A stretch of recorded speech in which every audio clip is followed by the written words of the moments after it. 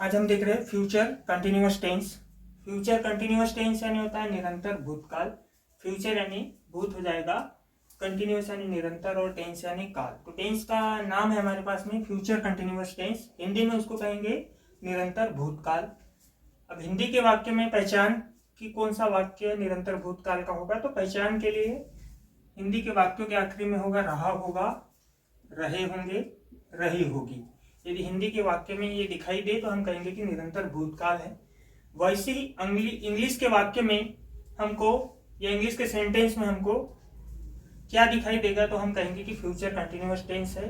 तो फ्यूचर यानी दिखाई देगा आपको विल बी और शॉल बी। कंटिन्यूअस यानी होगा वर्ब के फर्स्ट फॉर्म में आईएनजी। तो फ्यूचर कंटिन्यूअस टेंस की इंग्लिश में पहचान याद रखना है, तो विल बी शॉल बी में से कोई एक होगा और वर्ब के फर्स्ट फॉर्म में आईएनजी होगा। तो इसको जैसे हमने प्रेजेंट यानी याद रखा है इजेमार, कंटिन्यूअस यानी वर्ब के फर्स्ट फॉर्म में आईएनजी, पास्ट यानी याद रखा है वाज वेयर और कंटिन्यूअस यानी वर्ब के फर्स्ट फॉर्म में आईएनजी। वैसे ही फ्यूचर यानी याद रखेंगे विल बी, शॉल बी और कंटिन्यूअस यानी वर्ब के फर्स्ट फॉर्म में आईएनजी होगा। तो इसका स्ट्रक्चर मिल जाएगा हमको। सबसे पहले रखना है हमको सब्जेक्ट, अब दो टू बी रखना है विल बी, शॉल बी, फिर उसके बाद में वर्ब के फर्स्ट फॉर्म में आईएनजी रखना है, फिर ऑब्जेक्ट रखना है, फिर अदर वर्ड रखना है। तो विल बी और शॉल बी किसके साथ यूज करना है, तो शॉल बी हमेशा आई और वी फर्स्ट पर्सन के साथ यूज करेंगे और विल बी जो है ये सेकंड और थर्ड पर्सन, यानी शॉल बी का यूज हमेशा आई और वी के साथ होगा। बाकी अदर जो सेकंड और थर्ड पर्सन आएंगे उनके साथ हम विल बी का यूज करेंगे।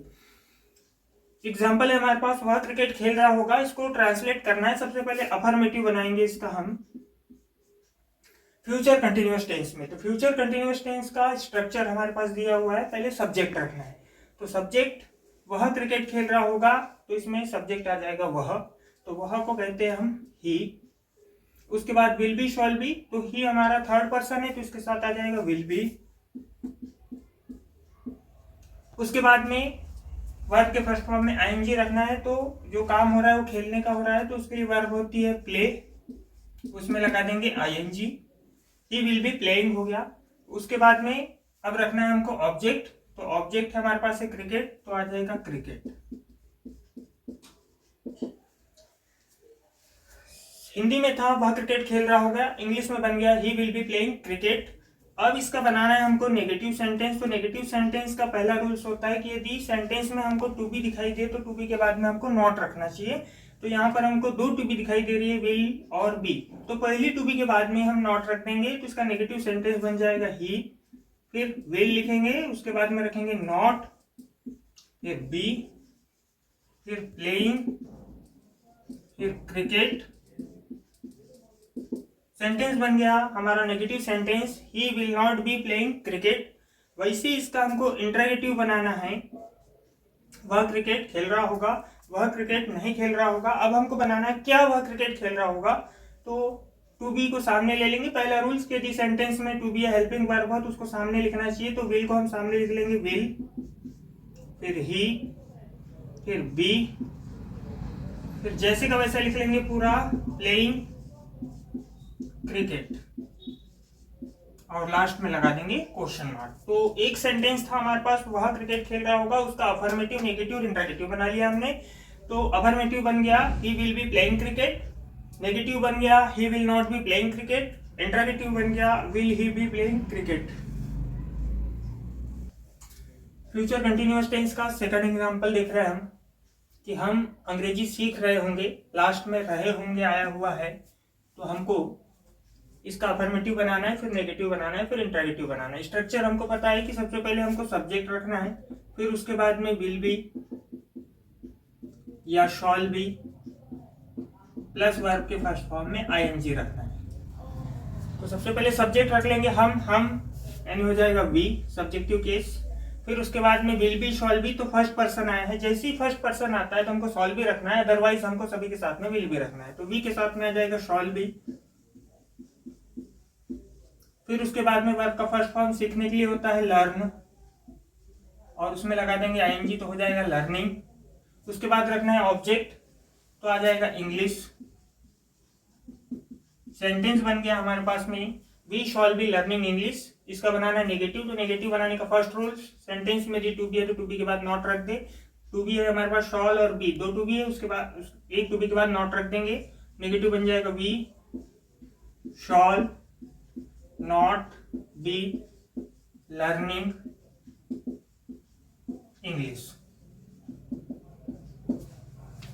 इंटरगेटिव बनाना है, we shall not be learning English यानी हो गया कि हम अंग्रेजी नहीं सीख रहे होंगे। अब बनाना है क्या हम अंग्रेजी सीख रहे होंगे, तो इंटरगेटिव बनाने का पहला रूल्स, टू बी को सामने ले ले, पहली टू बी जो होगी तो आ जाएगा सामने शॉल, फिर वी, फिर बी, उसके बाद एज इट इज जैसे का वैसा लर्निंग,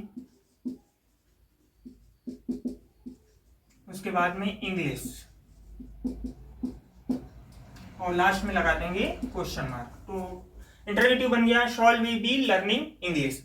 अब इसी टेंस को हमको प्रेजेंट कंटिन्यूअस टेंस में लेकर के जाना है, तो we shall be learning English को हमको बनाना है, हम अंग्रेजी सीख रहे होंगे, तो सिर्फ टू बी चेंज होगी। अब विल बी शॉल बी की जगह इजेएमआर आएगा, तो वी के साथ आ जाएगा आर, वर्ब के फर्स्ट फॉर्म में आईएनजी वही रहेगा लर्निंग, उसके बाद इंग्लिश। सेंटेंस बन गया वी आर लर्निंग इंग्लिश, यानी हम अंग्रेजी सीख रहे हैं। अब इसी टेंस को हमको पास्ट कंटिन्यूअस टेंस में चेंज करना है, हम अंग्रेजी सीख रहे थे, तो अब यहाँ पर इजेएमआर में से आर लिया था, वैसे वाज वेयर में से एक लेना पड़ेगा, तो हम लेंगे पहले सब्जेक्ट वही रहेगा वी के साथ आ जाएगा वेयर, वर्ब के फर्स्ट फॉर्म में आईएनजी है लर्निंग, और ऑब्जेक्ट हो जाएगा इंग्लिश। सेंटेंस बन गया पास्ट कंटिन्यूअस टेंस में वी वेयर लर्निंग इंग्लिश। अब इसका पैसिव वॉइस बनाना है। सबसे पहले फ्यूचर कंटिन्यूअस टेंस का पैसिव वॉइस बनता नहीं है, हम बनाएंगे प्रेजेंट कंटिन्यूअस टेंस का पैसिव वॉइस। तो पैसिव वॉइस बनाने का फार्मूला होता है, सबसे पहले ऑब्जेक्ट रखना है, फिर उसके बाद में टू बी रखना है, फिर उसके बाद में वर्ब का थर्ड फॉर्म रखना है, फिर अदर वर्ड रखना है, फिर बाय रखना है, और फिर सब्जेक्ट रखना है। तो पहले प्रेजेंट कंटिन्यूअस टेंस का पैसिव वॉइस बनाएंगे, तो इसको अपन पहले डिफाइन कर लेंगे कि इसमें से कौन क्या है। तो वी हमारा सब्जेक्ट हो गया, are to be helping verb हो गई, लर्निंग वर्ब के फर्स्ट फॉर्म में आईएनजी हो गया, और इंग्लिश ऑब्जेक्ट हो गया। तो ऑब्जेक्ट आ जाएगा पहले इंग्लिश, ऑब्जेक्ट रख लिया, रखना है टू बी। तो जब भी पैसिव वॉइस बनाते हैं तो इजेएमआर रहता है, और वर्ब में फर्स्ट फॉर्म में आईएनजी जो होता है वो बीइंग में कन्वर्ट हो जाता है। तो इजेएमआर में से कोई एक आएगा और बीइंग आएगा। तो इंग्लिश सिंगुलर सब्जेक्ट है तो उसके साथ आ जाएगा इज, फिर जुड़ेगा उसमें बीइंग, इंग्लिश इज बीइंग हो गया, ऑब्जेक्ट हो गया टू बी, वर्ब का थर्ड फॉर्म